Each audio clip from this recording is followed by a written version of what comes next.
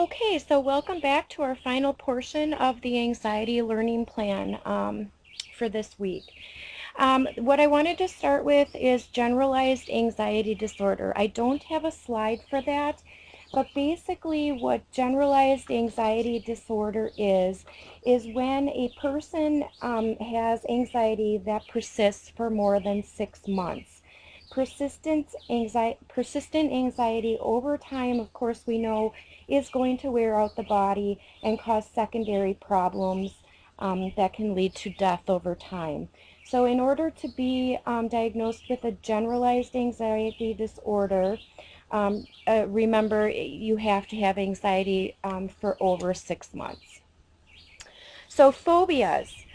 Phobias are persistent, irrational fears of some specific object, activity, or situation that leads to a desire to avoid or actual avoidance of that specific object or situation.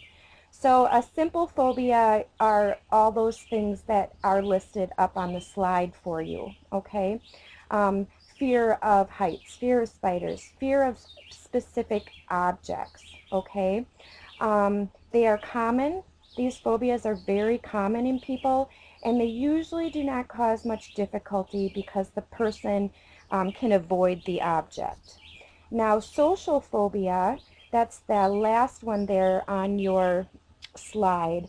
That is a social anxiety disorder actually is provoked by exposure to a social situation or having to perform in a public situation. And this can really cause problems for people if they really have difficulty overcoming this phobia and just are not able to function in society. So treatment is the same as other anxiety disorders if you want to keep that in mind. Cognitive behavioral counseling is going to be important also. Some different strategies that they may use in cognitive behavioral counseling for phobias is they may use desensitization or implosion. So what desensitization is that they teach the person to cope with the presence of the object. And how they do that is, suppose somebody is afraid of a snake, okay? So they might put a snake in an aquarium when they're meeting with the counselor, and they'll put the aquarium in the opposite side of the room in the corner. And that'll be the first session. Then the next session, they might move that aquarium to a different spot in the room, maybe a few feet closer, and then they'll have their regular session, and so on and so forth until they've been able to move that snake right next to the person, and it does not elicit an anxiety response anymore. Now, implosion is different. It's where they flood the person with stimuli to help them overcome or not elicit an anxiety response. So I equate this to like um, if you have a child that's afraid to swim and an uncle comes along and picks up the child and throws them in the water. Okay, that would be implosion. Now, I will say that this technique is rarely used because you can imagine implosion can cause a great trauma to that person and actually can result in post-traumatic stress disorder. So implosion has to be used by professionals only, and they have to have a specific reason for using it. Our next anxiety disorder is the obsessive compulsive disorder. Obviously, obsessions are thoughts, impulses, or images that persist and reoccur. A compulsion is the realistic behavior that comes out of that obsession. So if you think about obsessive compulsive disorder, common obsessions revolve around some theme. So it might be safety. So they have a fear of hurting others or being hurt. It might revolve around contamination. So they have an obsession or morbid fear of germs or disease. It might revolve around doubt. Um, second guessing themselves, always needing to check if the stove was left on or the coffee pot, etc. Another theme or obsession is the need for order to prevent mistakes, okay? Most people, remember, we talked about obsessive compulsive personality disorder, but that was different than obsessive compulsive disorder because obsessive compulsive personality disorder, those individuals don't realize that they have a problem or that their behavior is unusual. Obsessive compulsive disorder, these people know. They realize what they're doing is abnormal, but they can't control it. That's the difference. So really important to remember is that these people understand they have a disorder and it frustrates them, but they cannot change it without in-depth therapy. Okay? So some nursing considerations when dealing with people with obsessive compulsive disorder is to not interrupt their rituals initially. We need to be empathetic and know that they need to perform these rituals. As we progress, we've established our trusting relationship, we can start to set limits on the people who have this disorder by saying, you know, you can do your ritualistic behavior when you first get up in the morning, but then we need to not do that for the next hour, and make sure that we have clear like boundaries of limitations on when they can participate in this ritualistic behavior. And our goal is eventually to keep increasing those limitations until we have eliminated the behavior. Okay? So post-traumatic stress disorder, I've put some really, really interesting stuff on Blackboard for you to look at. So I would do that, but most of the time when we hear about post-traumatic stress disorder, it's usually in connection with being in a war, having some traumatic military experience. So a lot of times we'll hear about our veterans having post-traumatic stress disorder.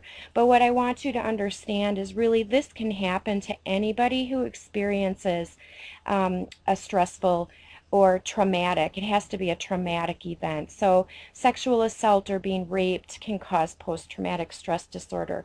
Maybe witnessing an accident can cause some post-traumatic stress disorder, or being present when their family or their mother dies, and that can be really traumatic for them. So there are all kinds of different situations that can cause this disorder, and it's not just for the military people. Symptoms usually begin to appear 3 months after the traumatic event, and it's different from other anxiety disorders because the cause is real and it's devastating. It's devastating to this person's life. So they will begin to have flashbacks. They will withdraw and isolate themselves, almost like they're numb inside, okay? You're not going to get any kind of an emotional response for them. They can have increased agitation, which makes it difficult for them to sleep or concentrate. So what are we going to try and do with these people when they're experiencing this? Long-term therapy. They definitely need long-term therapy that's focused on the trauma. What we need to listen to them. We need to let them know that they're not crazy, that this is a normal reaction to a traumatic event, and acknowledge the unfairness of the trauma to them, and encourage them to talk, okay? Now, there are many professions. Nursing could be considered one of them. But anybody in the medical field or anybody in protective services like the police or firefighters, people who are anticipated to be put in these traumatic type situations, usually are provided some resiliency training so that they're well prepared for when they go in and they see these traumatic things and how to respond to those events. And then after a traumatic event does happen, there is typically a debriefing held, and that basically is where everybody involved in the trauma gets together and has an opportunity to share their feelings and not keep all that bottled up inside of them. So it's kind of a cleansing kind of a meeting. We are more likely with post-traumatic stress disorder to be giving antipsychotics to deal with those flashbacks and that increased agitation that these people feel. And sometimes they may add the beta blockers again to decrease anxiety. So dissociative disorders. This was one of those defense mechanisms you might remember was disassociation. So what exactly does that mean? So what it means is that the person actually leaves themselves. Either they lose their identity or they lose their memory of the event completely, or they produce these out-of-body experiences in an attempt to deal with the emotions that they're having. So, for instance, depersonalization disorder is when they feel like they're floating in the air looking down on themselves, on the situation, okay? You're going to want to remember that amnesia and fugue, both of these have to do with memory. Okay, amnesia is going to be easy for you to remember, but fugue might not. Fugue you can think of like clouding, right? They have an inability to recall their identity or anything that has occurred in the past. The amnesia is like they are unable to recall any events from the point of the trauma forward. They can't remember the trauma or anything since then, okay? Dissociative identity disorder, they call it DID. This is what we used to call the multiple personality. So people who are having difficulty coping with their feelings or anxiety may produce other entities in their head to take on some of these emotions that they're dealing with. They actually take on the form of another person in their mind. So I'm going to just quickly show you this little video so you can get a feeling for what multiple personality or the dissociative identity disorder looks like.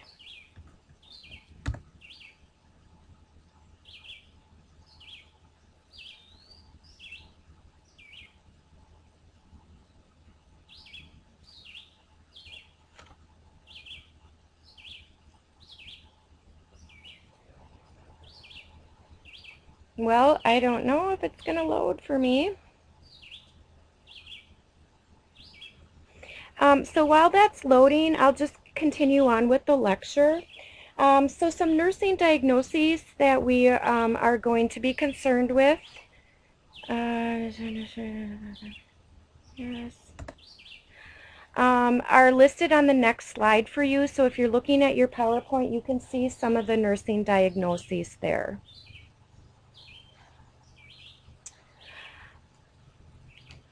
I think this might go here in a second, so I don't want to keep talking.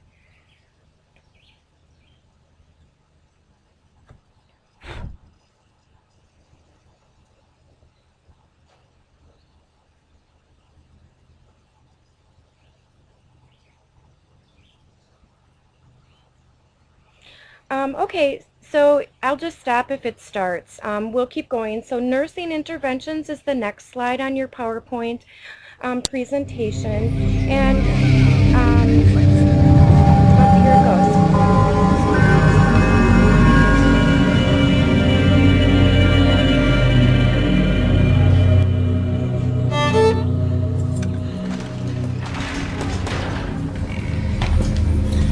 On your feet.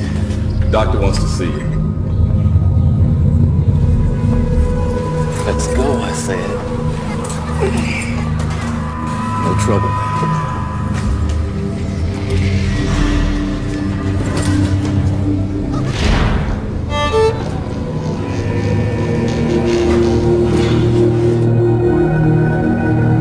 Suffering from a condition known as multiple personality disorder. That's my name. Just let me die. Without a name, you can't know who you really are. Guess again. My name doesn't matter. But there are others here as well. Jonathan, Heather, Thomas, Harris, Joey, and Bo. For weeks now we've been talking. You've introduced me to a lot of different people, each with a different name. So my question is, who am I speaking to now? That doesn't matter. What matters is, how do I get out of this place? Intimidation. Next week you're up for evaluation. If it goes well, you'll qualify for a supervised release program and eventually... I'm so sorry, Doctor. I've done horrible things. No, deny everything. Confess nothing. I shall hand you the bad thing. I'll take your head off. It's good you want to change. The only way you can get better is if You work for the government. You're inside my head. You can read my thoughts. I'm being held here against my will. You're here because the alternate cells inside your head have taken control. That's hilarious. Wait, are you a real doctor? Give me a break. I know who I am. Then tell me. John Jacob Jingleheimer Smith. That's my name too. Whenever we go out, the people always shout, Just a bunch of I'll put you in the door. Stop talking. Never amount to nothing. Never has, never voices. That's why they're here. Mary, life is D. You said D. Does your name start with a D? That's my name too. I want out of here. You can't teach an old dog new tricks. He's hearing you. I have my own inside. we need help. Just need to sleep. What are you doing? Get out of here.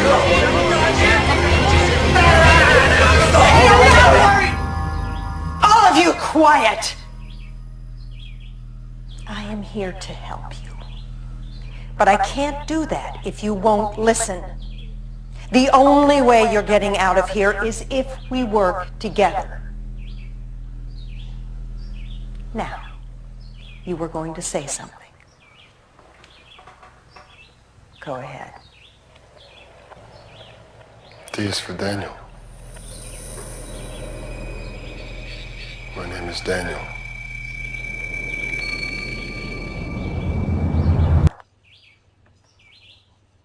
So, can you see that was an excellent representation of what is going on for these people with multiple personalities? Very, very distracting. There's so many things going on in their head that they can't even concentrate. So you might think, obviously, that safety is going to be a very, very big concern for people experiencing dissociative disorder. So safety, suicide risk is huge. Some other interventions, I'm a couple slides behind. Some other interventions is phase trauma therapy, and this would involve the family members also. Providing support for exploring their feelings and letting the patient progress on their own. Addressing the needs of the subpersonalities. So you noticed how the doctor in that little scenario actually addressed the person's different personalities by name, acknowledged that they were there. So what we need to do with these patients is try and help them understand the existence of the subpersonalities and the purpose that each one serves, and helping them identify stressful triggers that bring out these personalities. Maybe address needs of each of the personalities and help the client feel that that we're not trying to destroy the subpersonalities, but rather to help them, okay? And sometimes the personalities will disappear with therapy and medication, and that is our hope. But we always have to be concerned about suicidal risk with anybody who's really had a traumatic event, okay? Medications will often include some combination of an antidepressant, an anti-anxiety, perhaps an anticonvulsant, and a mood stabilizer to deal with disassociation. So somatization, what does that mean? Somatization, somata in Latin means body, and form, somatization. So it's a body form or shaping or molding the body. It's an unintentional maladaptive coping mechanism. And how it exhibits itself is that these people usually have unexplained problems, okay? Physical symptoms that cannot be explained by tests, all right? So some types are there for you: the hypochondriac, which I'm sure you've heard of, pain disorders. So for a very long time, fibromyalgia was thought to at one time be a somatization disorder. They have since categorized it, as you may know, as its own medical condition. But for much time, it was thought to be this kind of disorder, because these people would have pain, this chronic pain, and nobody could figure out what the problem was or couldn't find a cause, okay? Body dysmorphic is basically a preoccupation with something that they think is wrong with them, either in their appearance or in a body part, but it causes them significant distress and impairment where they cannot function socially or in their work because they are so focused on this imperfection of themselves, okay? Conversion disorder is characterized by the presence of one or more symptoms suggestive of a neurologic disorder. So maybe the person will have a pseudo seizure, but when they do the EEG of the brain, they can't find any evidence that a seizure actually occurred. So that would be an example of a conversion disorder. Interventions that we're going to try and use with people who have these kinds of disorders, excuse me, is just to identify the function or perhaps the gain that the person is going to get from exhibiting these symptoms. So what need is it that they feel they are not getting? Is it a need for dependency? Is it a need for nurturing? Is it a need for attention? Or perhaps is it a need for control? So there usually is some unmet need that causes people to exhibit these disorders. We're going to want to try and help the person figure out what triggers these episodes and teach them alternative coping mechanism and encourage them. And we want to be very clear that if they start obsessing or have pain issues or wanting attention, that this is going to be considered manipulation and it will be inappropriate behavior. So we're going to encourage the use of a pain diary instead of calling the doctor if the person complains of pain.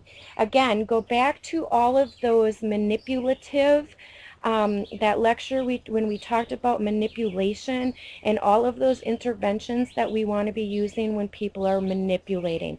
It is going to be the same for this disorder. So here are some nursing diagnoses when we are trying to deal with people who have somatization disorders. Nursing interventions, again, we're focusing on that relationship. We're talking, we're teaching coping, we're using that matter-of-fact approach and setting limits. The cognitive Biofeedback, assertiveness training is going to be more on a professional basis, a long-term kind of intervention, not something we're probably going to be using in the hospital setting or on the mental health unit. So what we do need to recognize is that this pain or these illnesses or imperfections are very real to the client. So initially we're going to allow them to discuss their feelings, and then we're going to gradually withdraw from that attention by applying those limits. Okay. Just to give you a little information, biofeedback, if you've not heard of that, what it is it actually trains people to control certain body processes that normally happen involuntarily. So such as heart rate or blood pressure or muscle tension. What they do is they attach electrodes to the skin, and then they measure these responses or processes and display them on a monitor. And then they teach the individual, I don't know, like relaxation techniques, and show them how they can lower their blood pressure, or lower their heart rate, or slow their breathing down. I haven't actually seen this done, but I've heard about it. So I just wanted to give you a little background information on what that exactly is. So again, medications are going to be the antidepressants and the anti-anxieties. And of course, these individuals have that manipulative nature, so we have to be making sure that medications are not being misused. Okay. So our final disorder, anxiety disorder, is factitious disorders. These are maladaptive anxiety disorders for coping. And what it does is it displaces the person's emotion onto others or objects. What's significant about these disorders is that this is consciously done. They do this for some personal gain. Be it attention, be it, I don't know, money, as we'll see with the bottom one. So it's conscious. Now, when we talked about somatization and disassociation, those disorders were unconscious. They were just coping, the unconscious, subconscious coping mechanisms. So this one is like they plan it. Okay, I'm not going to beat you to death with that. So Munchausen syndrome, you may have actually heard of this. This is where they purposely feign illness or cause illness in themselves. Now, Munchausen by proxy is where you have a parent who may be causing illness in their child. So they may be giving them just a smidge of poison in their food to make them exhibit nausea, vomiting, diarrhea, things like that. Or, I don't know, they may say that their child has had a seizure at home, but the doctors can't find any evidence of it, just to get into that medical setting and get that attention and from all these healthcare providers. Okay, it's a really sick thing, but it does happen. Malingering, the last one, is actually where a person might pretend to be hurt or injured or disabled in order to get workers' compensation benefits or disability benefits. And really what they're gaining is that they don't have to work. It's free money. Okay? So I was going to show you this quick little video. If it doesn't start right away, I'll just keep talking, which I have a feeling it's not going to start right away. But this is a video on Munchausen by proxy. Oh my gosh, look at that right away. I'm impressed. So I thought, right?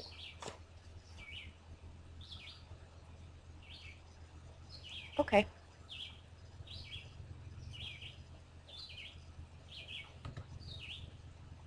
There's not one thread of solid proof that I've done anything to Jennifer. There's no doubt in my mind that she's the best mother. Good morning. We first met the Bush family in 1996. So, Jennifer, you've been sick a lot, huh? Yeah. Tell me about it. What's been wrong? I can't digest my food really good. At that time, Jennifer was being treated for a digestive disorder that prevented her from absorbing food properly. I have your snack. Will you try to eat or drink a little bit for me? Yeah. Come sit down and try. But that's just the top of a long list of illnesses Kathy says her daughter had. Do you know how many operations you've had? 30. Sit down, take your hair out of your mouth. I'm going to cut it off. I'm going to give you a crew cut. Start from the top. 5 sets of tubes in her ears. She's had her adenoids out. She's had her gallbladder out. She's had her appendix out. She's had abdominal obstructions, intestinal obstructions. She's had many feeding tube placements. Do you know everything you need? Kathy says Jennifer also had seizures and was hospitalized some 200 times. Heparin, saline, syringes. Okay, now lift your shirt for me. There you go. Scars from dozens of surgeries marked Jennifer's chest, and she also wore a drainage bag. We feel as though we have made the ultimate sacrifices for Jennifer, and then to be ridiculed and accused of such a heinous crime, it's unbearable, absolutely unbearable. Getting good smoking gun evidence is very, very hard. Munchausen expert Beatrice Yorker. To me, the most important definitive way of knowing whether or not the mother is causing harm to the child is if upon separation from the mother or the perpetrator, the child's physical condition improves dramatically and they thrive. That's what Florida officials hope to find out when within days of being taken from her family, they sent Jennifer to this hospital in Cincinnati. We haven't been permitted to speak with her since she left Florida. When the Bushes returned to court 2 weeks later, they heard startling news about their daughter's condition. Jennifer seems to be feeling absolutely fine. She's eating normally. She's having a good time up there. She wants the tubes removed. The judge gave the doctors in Cincinnati permission to remove her feeding tubes immediately. Are you happy about your daughter? Sounds like she's doing well. Are you happy about that? I'll fight them to the end. They could hold a gun to my head and said, either admit to this or your life is over. I would rather be dead. After 8 hours of deliberation. Okay, Mr. Foreman, has the jury arrived at a verdict? Yes, we have. Okay, would you pass the verdict forms, please, to the court deputy? Okay, Madam Clerk, will you publish the verdicts, please? Yes, Judge. State of Florida versus Kathleen Bush. Verdict. The defendant is guilty of aggravated child abuse as charged in the information. So say we are the 7th day of October, A.D. 1999. Mrs. Bush is remanded to the custody of the sheriff for no bond pending sentencing. Difficult decision for everyone? Very difficult decision for all of us. Very difficult. Very emotional. Very emotional case. Very difficult to even talk about right now. Stephen Jordan was on the jury. We made the best decision that we could based on the evidence, and the evidence we found to be overwhelming. It was a combination of everything, the Tegretol, the histories that were given that didn't match. It wasn't just one thing that really stuck out. It was everything together. Amazing. Isn't that just amazing? I can't even believe that there are people out there like that, but there are, and we will run into them. Hopefully not often. So as you heard in the video from the doctor person, there's really not a lot that we can do with these people unless we, catch them red-handed. So as nurses, what our goal when we're dealing with somebody with this type of disorder, our general principle is to assess the patient, note anything, any information we can, but at all costs avoid confrontation, which will only result in the perpetrators defensiveness, elusiveness, and possibly even exiting the facility. So as you saw in the video, this mother who was obviously guilty, the child did well when she was away from her. She denied it to the end. She said she'd kill herself than say that she had done this to her child. So very difficult situation. And so, avoid that confrontation. Maintain safety for the patient and yourself. Patients who purposely inflict damage to themselves or others must be monitored very carefully for any suspicious activity. Okay, like if you had the child as your patient, you'd have to be watching out that the mother wasn't tampering with things while the child was in the hospital. Things like that, monitoring. Okay. Once found out, these patients typically are not cooperative with treatment. They usually have some kind of psychological disorder, and they need help, either inpatient mental health treatment or law involvement in incarceration. And so that will end our, oh wait, did I forget something? Oh, I guess I just didn't put the slide forward. I'm sorry. I was talking and didn't have the slide up. So this is the end of our presentation on anxiety disorders. Thank you.